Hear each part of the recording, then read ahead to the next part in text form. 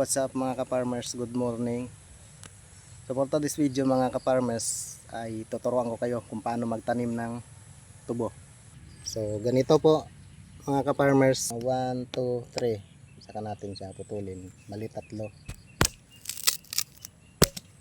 So ganito na mga ka-farmers ang nangyayari sa kanya. Ayan, at ito yung magiging tubo niya.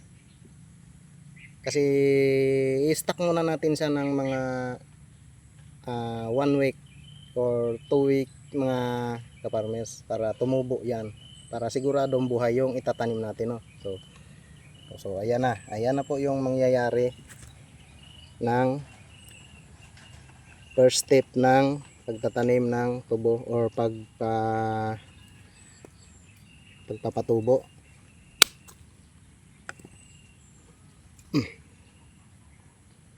Ayan, at putulin pa natin tong pandagdag natin, no? 1, 2, 3.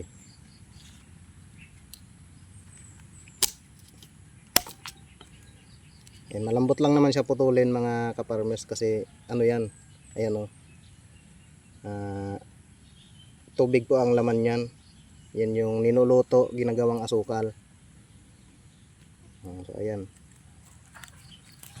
At ito naman mga kaparmers yung may tubo na. Katulad po ng sinasabi ko sa sinundan ng video na to, na ito yung tumutubo na. So ayan, tumutubo na. So ito yung tumutubo na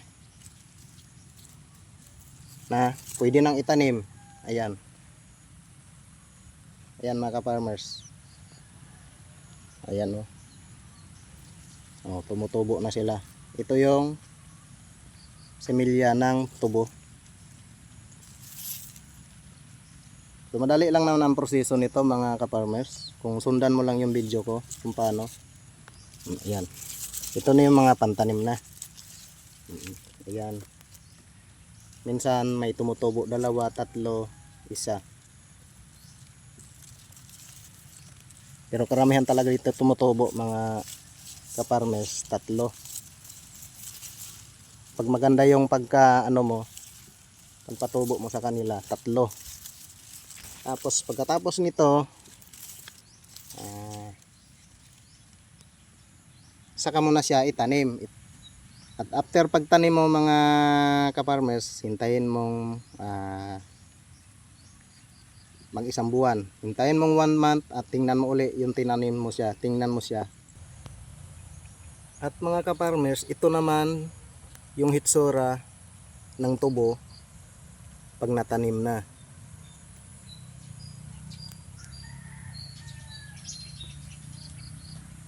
Ayan mga ka-farmers.